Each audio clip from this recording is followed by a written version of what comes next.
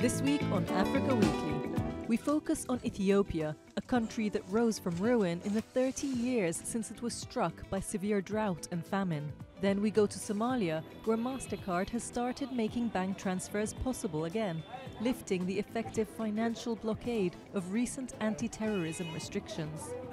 And is it a barbaric sport or wildlife conservation?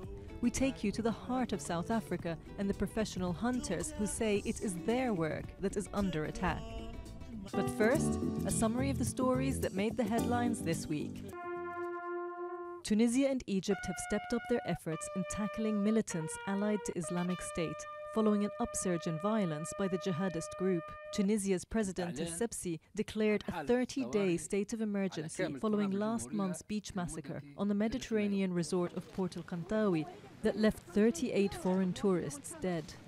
And in Egypt, President Abdel Fattah el-Sisi made an unannounced visit to the Sinai Peninsula to rally troops following a wave of deadly attacks. That was just a few days before another 20 Egyptian policemen were wounded by a roadside bomb on the outskirts of North Sinai's provincial capital, El Arish.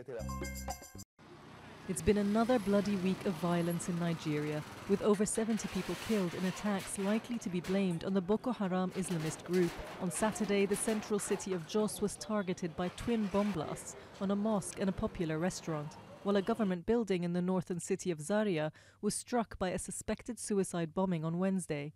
The military claims it has arrested the suspected mastermind of the attacks, and the government has issued public warnings for vigilance, particularly in crowded places.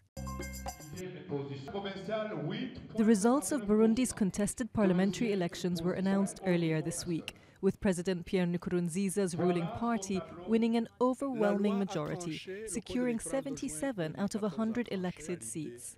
Opposition groups rejected the results, arguing against the credibility of polls held amid a climate of fear following weeks of protest and a violent crackdown by security forces.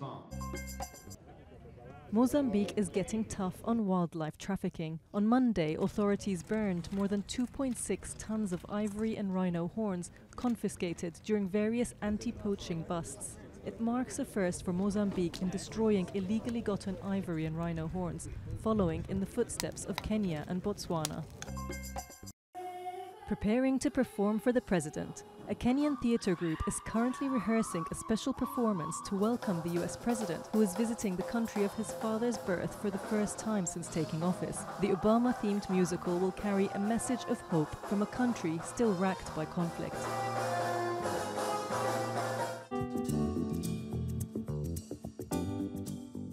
3 decades ago, the world looked in horror at images of dying famine victims in Ethiopia as musicians led the giant global fundraising concert, Live Aid. Today, Ethiopia's northeastern Tigray region has changed, with ambitious irrigation projects turning arid land into valuable farmland. The city market in Mekelle, capital of Tigray in northern Ethiopia, is bustling.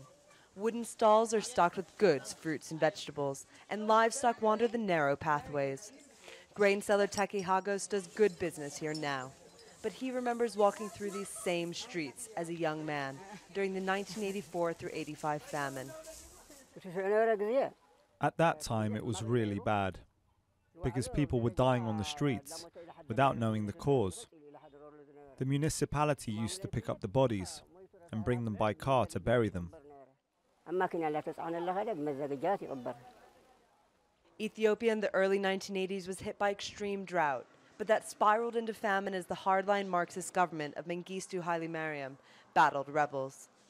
But 30 years after the world watched in horror at images of dying famine victims, this region has changed markedly.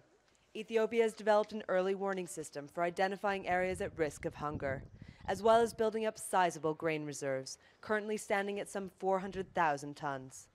Ambitious irrigation projects in villages like Abraha Tsbeha turn arid land where as many as 400,000 people died of famine, some say as many as 1 million, into valuable farmland. The results are impressive. Through irrigation, agricultural production in the village has quadrupled. Because we've built this, we will ensure food security. Those people who used to eat only once a day now have 3 meals a day. The reservoir will fill up and it will make the surroundings green. After that, the fields of the village will get enough water to grow crops. The government hopes to achieve middle-income status by 2025, an ambitious goal. But here in Tigray, the transformation from sand and stone is already bearing fruit.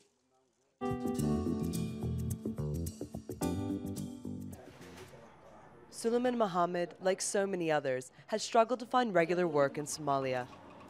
For years, he has survived on remittances from family in Nairobi, Minnesota, transferred through money transfer agencies known as hawalas, without which he couldn't have paid his rent or kept his 4 children in school. But in recent months, both American and Kenyan governments have moved to cut off transfers to Somalia, amid a crackdown on money laundering and fears that international funds may be going to Shabaab militants. In the past few months, we've had a lot of problems with the closure of remittance firms. Nairobi closed them, and also the hawala companies were closed by the US or England. It's become more and more difficult for us because we couldn't receive any cash from our relatives abroad. Families like Suleiman's have been hit hard, but for the first time, a solution may be in sight. Mastercard is linking up with Somalia's premier bank to distribute debit cards for the first time and fill the billion-dollar gap left by the closure of other financial services. Premier has bought 5 ATM machines and plans to have 15,000 cards issued by the end of 2015. It's a first step in lifting the effective financial blockade of Somalia, which has been increasingly cut off from the rest of the world. Somali economist Abdi Aziz Ibrahim says that the move is a sign of Mastercard's willingness to undertake risks in Africa. Somalia is one of the most dangerous places to invest, but a company like Mastercard is willing to take that risk and to come to Somalia because the country is recovering from 2 decades of war and its economy is recuperating, and things are expected to change in the near future. The balance of risk and reward is yet to be seen. Security remains a huge issue here. But it's a step in the right direction for Somalia, striving for financial as well as political stability.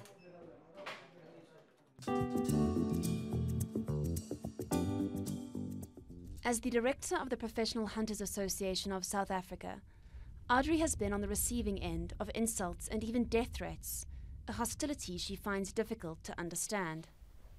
When you look at animals being taken to abattoirs and the stress they go through in 3-4 days, whereas the animal that I've taken today didn't even know I was around. This animal didn't even know it died.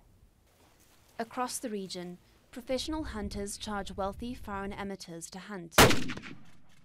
A lion hunt lasting 5 days can cost anything between 80,000 and 130,000 euros. Though legal, these hunts anger some, but the hunters say the money is ploughed back into setting up private wildlife farms.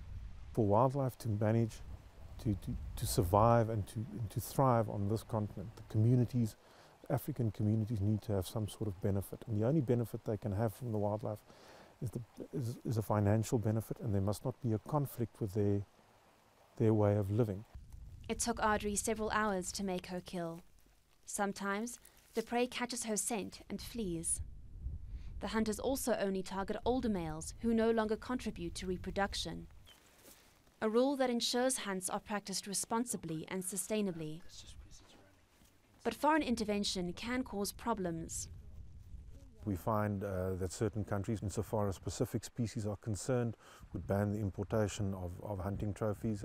United States did that with elephant ivory out of Zimbabwe and Tanzania, and Australia did that with rhino and lion trophies out of anywhere in Africa, and that again puts a constraint on it, on the business side of it. And of course, if the business side doesn't work, then the conservation side won't work, and the benefits will not be there. After the hunt, Audrey poses for a photo before collecting the meat and skin from her kill. She says the organization is simply trying to debate with facts instead of emotion, that for these hunters, their work is an essential element of conservation.